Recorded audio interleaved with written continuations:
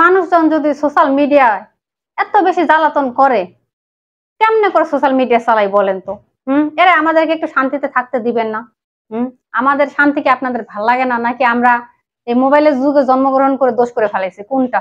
Social media এই ধরেন ঈদের আগে আপনার ড্রেসের আপনার আউটফিটের কস্ট কত, আপনার ঈদের বাজেট কত?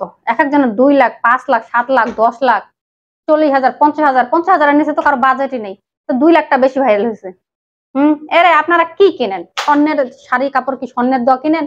2-3 লাখ টাকা কিনেন। এইটারে এমন ভাইরাল হওয়া হয়েছে, বাপ রে বাপ। আমি তো চিন্তা করতেছি আমার 2 লাখ টাকা নাই কিনলে গা না, মানে আমি না, অনেকেই চিন্তা করতেছে। এসব শোনার পর নিজের ফকিনি মনে হয়। ঠিক আছে, মানে আমি একমাত্র ফকিনি, কারণ আমার বাজেট ছিল 2 লাখের থেকে 2টা শূন্য কম, 2 লাখ থেকে 2টা শূন্য কম।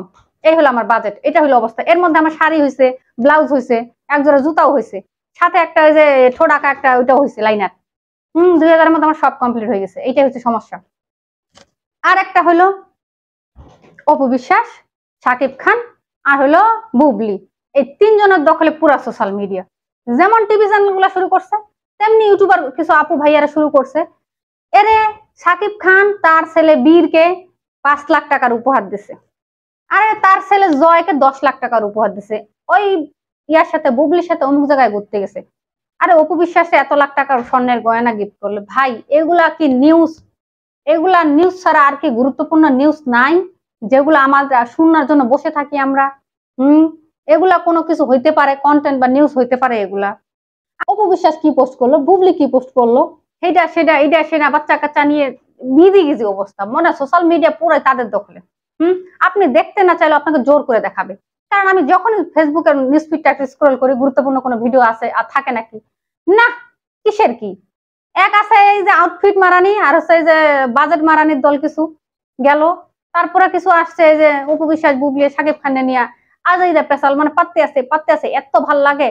টিভি শো গুলা ঈদের মধ্যে যে অনুষ্ঠান করে তারকা আলাপ, অনুষ্ঠানের মধ্যে বুবলি আর অপু বিশ্বাসকেই নিয়ে আসে, আর কাউকে নিয়েও আসে না, আর কাউকে কি চোখে দেখে না কেউ। গেল পুরা রমজান মাস ধরে কেকা ফেলতেছি আবার রান্না বান্না দেখতে পুরা রান্না বান্না ভুলে গেছি। এখন আবার ঈদের পর কি শুরু হয়েছে? শুরু হইলো কোন সিনেমাটা বেশি ভাল লাগছে, দেয়ালের দেশ, জিন, ভূত, পেতনি, আরো না জানি কত কি। এইটা ফালতু হয়েছে, ওইটা ভালো হয়েছে, এইটা সেইটা। আরে ভাই শান্তি থেকে একটু সোশ্যাল মিডিয়াটা চালাইতে দিবেন না আমাদের, না কি? আমাদের দোষটা কি আমাদেরকে একটু বলবেন? আমাদের দোষ হচ্ছে আমরা এই মোবাইলের যুগে জন্মগ্রহণ করছি। ঠিক আছে, এটাই হচ্ছে আমাদের সবচেয়ে বড় দোষ। এটাই হচ্ছে এই যে এটা মানে ফল ভোগ করা লাগতেছে আমাদের। এইদিকে ফিলিস্তিন নিয়ে যে ইসরায়েল ফিলিস্তিন ইরানের যুদ্ধ নিয়ে নানা ধরনের ঘটনা ঘটতেছে, এগুলা খবর কারো কাছ থেকে পাই না।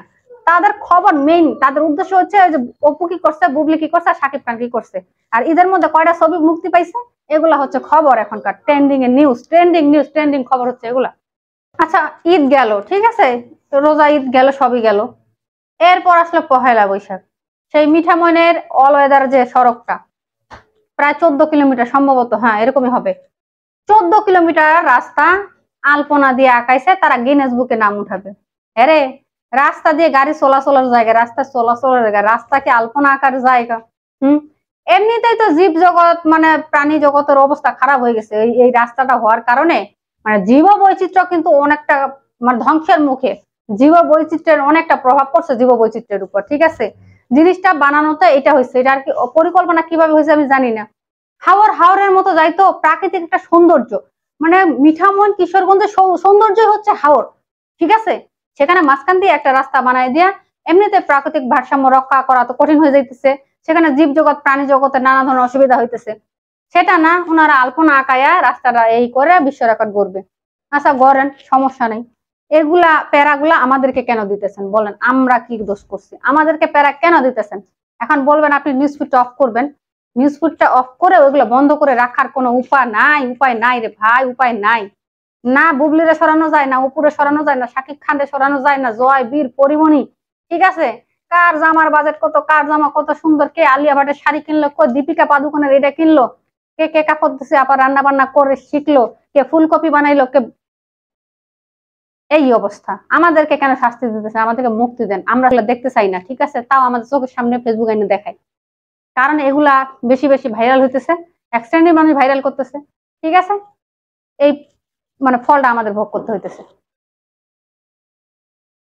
নিউজ আর খুঁজে পায় না কেউ, বাপ রে বাপ।